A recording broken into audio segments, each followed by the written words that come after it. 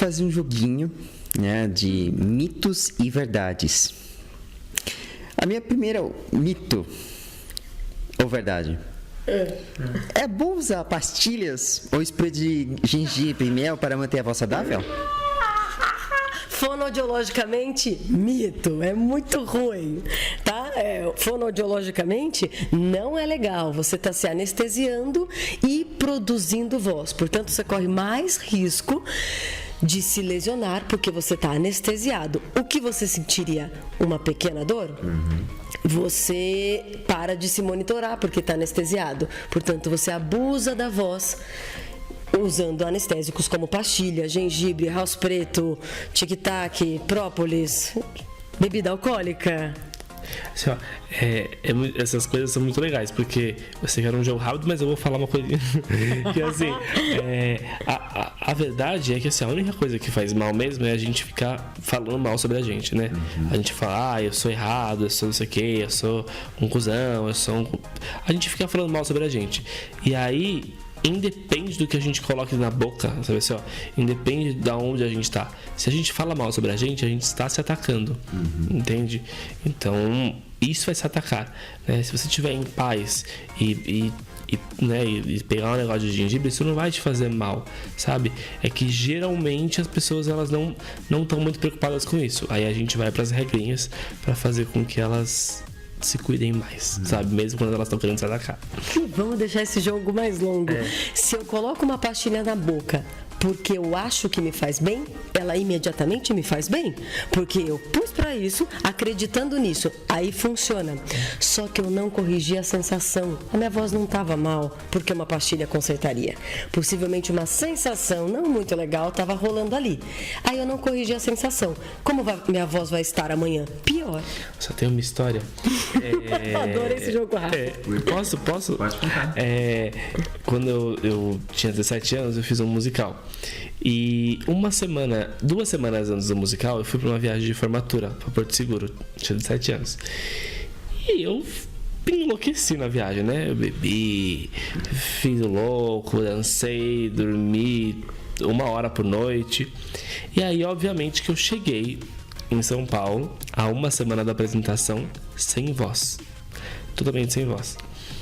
E sentindo muito culpado, porque a única coisa que o diretor musical do espetáculo tinha pedido é: cuide da sua voz. Você era Porto Seguro, você vai fazer uma viagem de formatura, uma coisa louca, mas cuida da sua voz.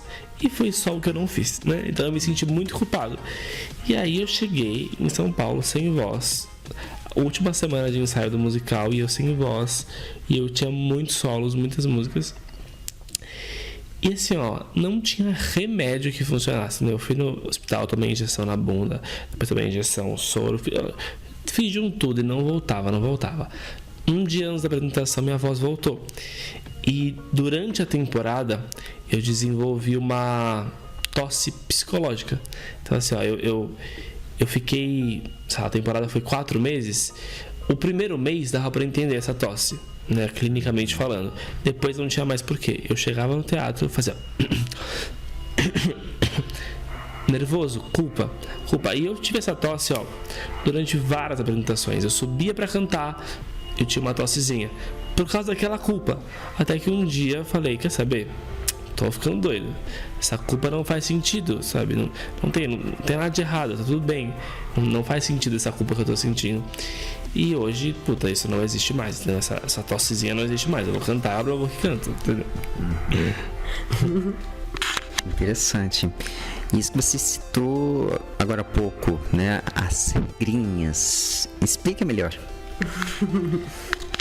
Olha, tem as regrinhas que eu acho que você pode falar melhor do que eu, que é coisas que você deve comer, coisas que você não deve comer, cuidados com a voz, sabe? Existem essas regras e a gente não desconsidera nenhuma delas. A gente só olha que não é só isso, entendeu? Tipo, você pode seguir todas as regrinhas à risca e ainda assim ficar doente, entende? E você pode não seguir nenhuma regrinha e ainda assim ficar saudável. Ou você pode acreditar em todas as regrinhas e por ter, assim, você descumpriu uma delas e aí você justifica uma rouquidão por conta disso. Eu já atendi alguns casos, por exemplo, que o paciente chegou absolutamente sem voz porque ele entrou no carro e o motorista dele tinha tirado dos 25 graus e colocado no 24. E ele falou, eu saí do carro com 25, quando eu entrei no carro estava 24. E aí eu fiquei completamente sem voz. O que acontece? A gente associou que ar-condicionado não faz bem para a voz. Aí acreditar nisso pode até te tirar do ar-condicionado, você pode evitar ar-condicionado. Só que o que fez com ele? Fez ele achar que o fato de estar 1 grau mais frio faz com que ele perca a voz. E a gente sabe que não foi isso. A gente sabe que não foi isso. Senão, né? cantores em outras partes do mundo não conseguiriam cantar. Lá eles cantam a menos 10 às vezes. Ou com o ar-condicionado. Então, é que o ar-condicionado ligado, tanto faz o grau que ele tá. Né? Se você for pensar, com certeza não foi o ar-condicionado.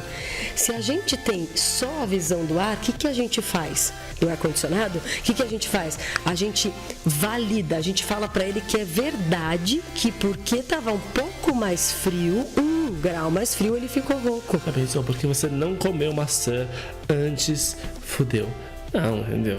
Não é assim. É assim que funciona, entendeu? Exato. É isso, ó. Essa máquina de expressão, ela é regida por alguém. Né? Então a gente tem que cuidar desse alguém. E se a gente cuidar desse alguém, esse alguém vai cuidar da máquina. Entendeu? Eu acho que é nesse lugar. Cuide do alguém e aí esse alguém vai saber cuidar da máquina. Interessante. Eu acho interessante isso. Na verdade, é daqui. A cabeça.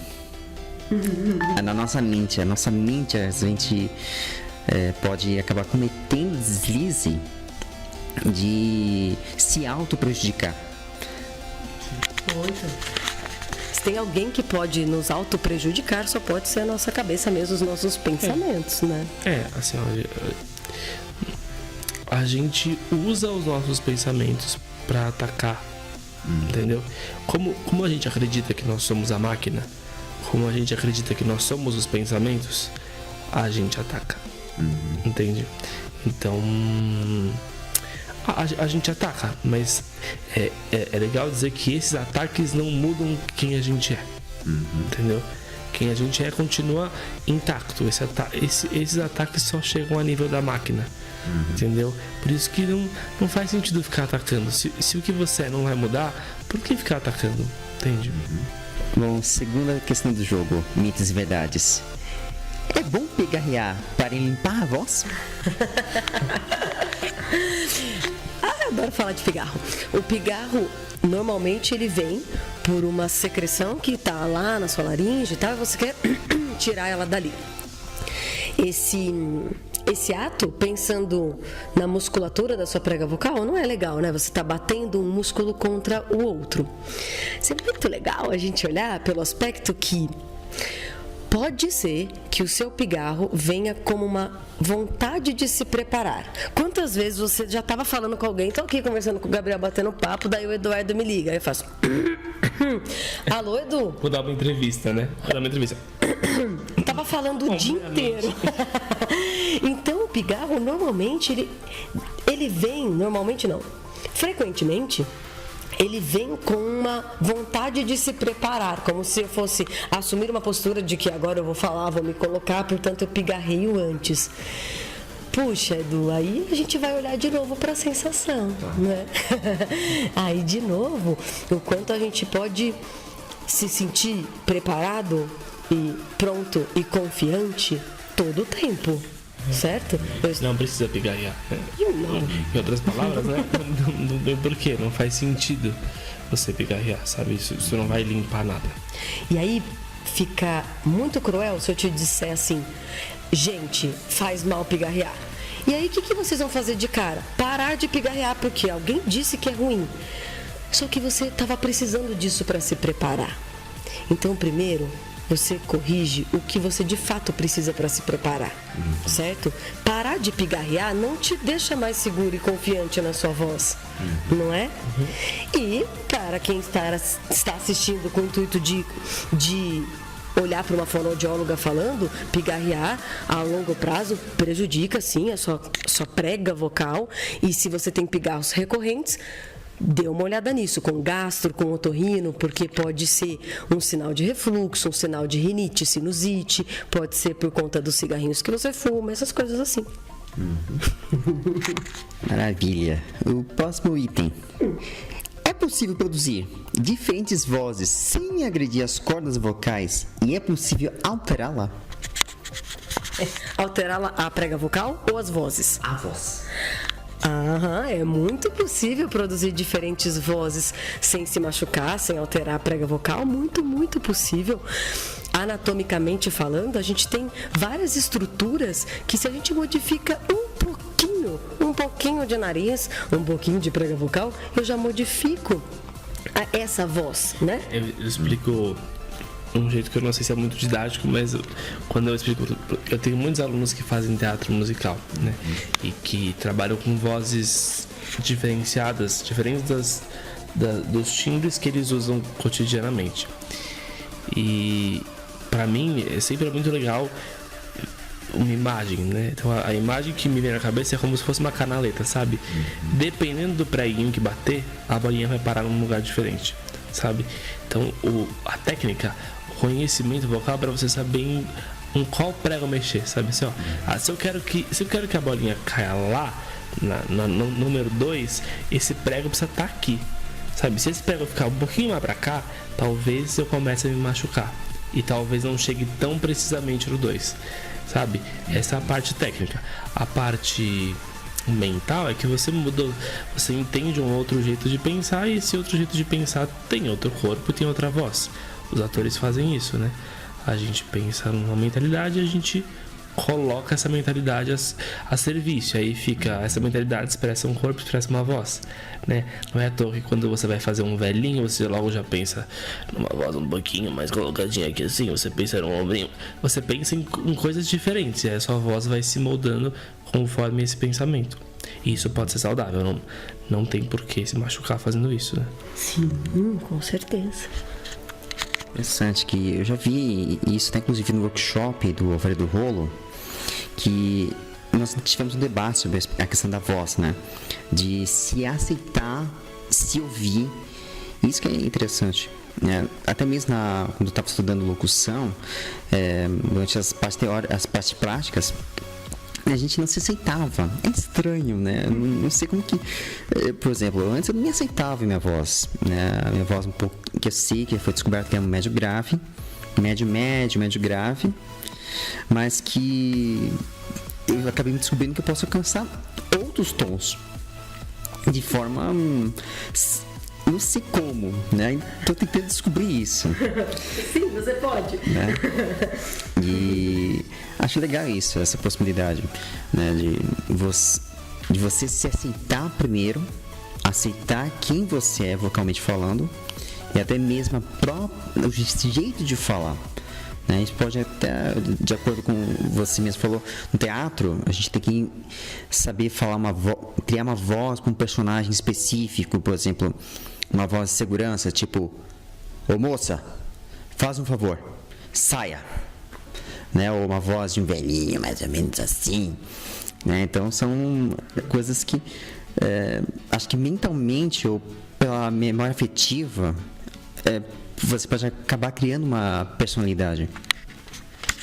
Muito legal você ter falado isso. Na dublagem a gente usa até um termo que é rapport, né, que é você se conectar com o outro, que basicamente seria uma tradução de empatia ou conexão. E você se conecta com o outro, você entende como ele pensa, portanto você já sabe como é a voz dele, né? E ouvindo a voz dele, você também descobre como ele pensa. E é por isso que a gente não gosta de ouvir a nossa própria voz. De novo, anatomicamente falando, quando a gente fala aqui, eu tô falando e me ouvindo tanto tanto pela via óssea, a minha cabeça está vibrando enquanto eu estou falando. E eu também estou me ouvindo pelo ouvido, obviamente. Né? Só que você está me ouvindo só pelo seu ouvido. Você também. Então, eu estou ouvindo duas coisas ao mesmo tempo. A minha estrutura óssea vibrando e o meu ouvido recebendo essa informação. E você está ouvindo só pela via auditiva. Você ouve uma voz diferente da que eu ouço. Só que quando a gente escuta gravada, se o aparelho for bom, pelo amor de Deus, não vão se julgar num aparelho mais ou menos, né? Se o aparelho for legal, você está ouvindo a sua voz e não está gostando, possivelmente você não está aprovando coisas que você pensa sobre você. Tem essa, né? As pessoas, elas... não é nem pra dizer as pessoas, assim, ó, a gente não se aceita, né? E aí, se a gente não se aceita e a gente pensa que somos a maquininha, entendeu? Qual a chance da gente aceitar, sabe? A voz que sai da maquininha. Se eu não me aceito e eu penso que eu sou a maquininha, se eu penso que eu sou a máquina, se eu penso que eu sou o meu corpo e eu não me aceito, qual a chance de eu aceitar a voz que sai desse corpo? Entende? Então... É muito doido, porque todos os... o passo é anterior, né? Vamos nos aceitar. Nos aceitando, nós vamos aceitar quem somos. Isso vai fazer com que a gente entenda que não somos a máquina. E isso vai fazer também vai fazer com que a gente também aceite a máquina, sabe? E que a gente use a máquina como máquina. Ponto, acabou. Interessante. E por fim, a minha última pergunta do Mitos e Verdades. A voz vai se modificando durante o dia? Vai, né? Vai sim. Acho que até legal. Hoje de manhã você acordou pensando em coisas, né? Você já tem coisas que você pensava hoje de manhã que talvez você não pense mais agora à noite, né? É assim?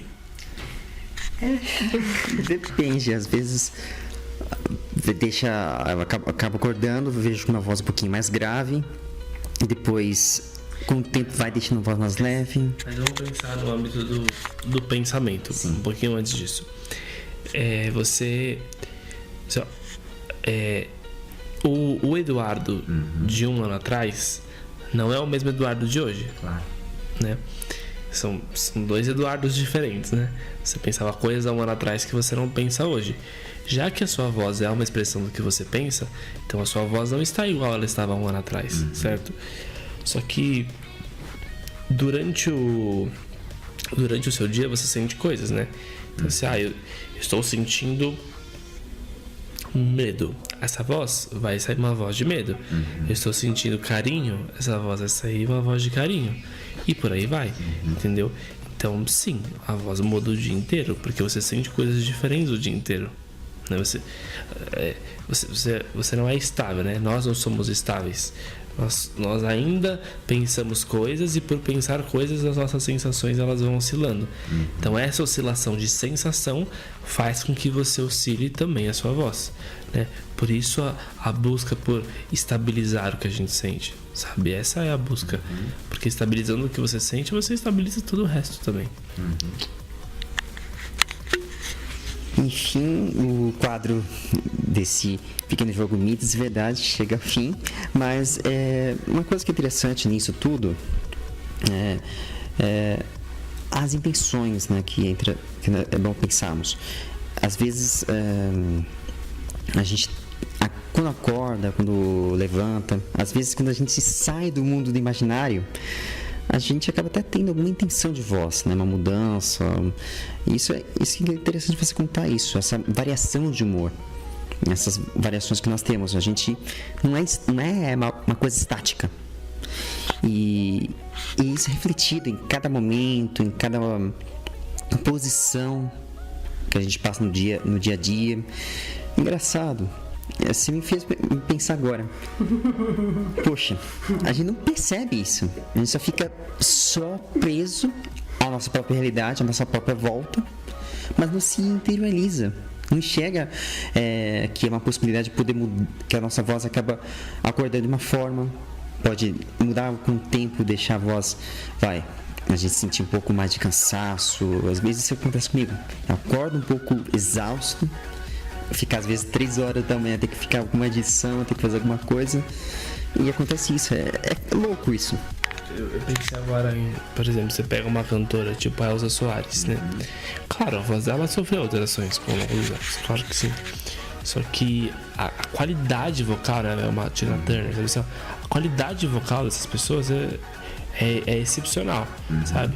Aí tem casos que você pega pessoas que elas fazem 60 anos e aí a voz delas começa a mudar, sabe? Isso é... Claro, é uma máquina, né? Então a máquina também tem um jeito próprio de funcionar, claro. Mas tem muito a ver com o que as pessoas pensam mesmo. Então isso é mutável mesmo. Tudo que é pensamento é mutável. Então a dica é fique atento às suas sensações. Agora que você teve essa sacada, quando a sua voz estiver diferente, está um pouquinho mais rouca, está um pouquinho mais grave, tá gaguejando mais do que de manhã, repare o que você está sentindo. Isso está sendo expresso na sua voz. A sua voz é um convite para te contar o que você está sentindo. Então ouve sua voz e dá uma questionada aí o que você sentiu para ela sair desse jeito. Mais do que buscar na forma, ou no alimento, ou no mais ou menos sono. A máquina precisa descansar, verdade. Mas você sabe que tem dia que você dorme só 2 horas e você fica inteirão o dia inteiro. Se você fica... Sei lá, você tem um show pra ir. Até essa viagem de formatura que eu falei, eu queria muita viagem de formatura, eu queria aproveitar cada segundo. Então eu dormia 1 hora por noite, 2 horas por noite, eu não ficava cansado no dia seguinte, porque eu queria curtir essa viagem, entendeu? Eu queria aproveitar cada segundo, então não dormir não tinha problema nenhum. Agora, naquela época, quando eu ia pro colégio, que eu não gostava de ir pro colégio, nossa, eu podia dormir 8 horas, eu ia acordar com sono, eu ia acordar cansado. Depende muito do seu propósito, depende muito do que você quer sentir. Exato. Você ficou rouco durante a viagem? Durante a viagem, não. Tava sem culpa durante a viagem, né? Porque o óbvio... Então imagina, se você me pergunta, bebida alcoólica faz mal? Lógico.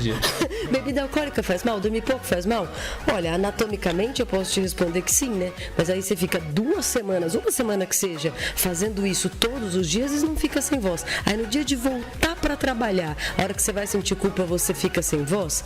Poxa, se ele já tivesse ligado nesse dia, na sensação que ele estava, ele poderia ter corrigido na hora a culpa. Isso que é bem interessante.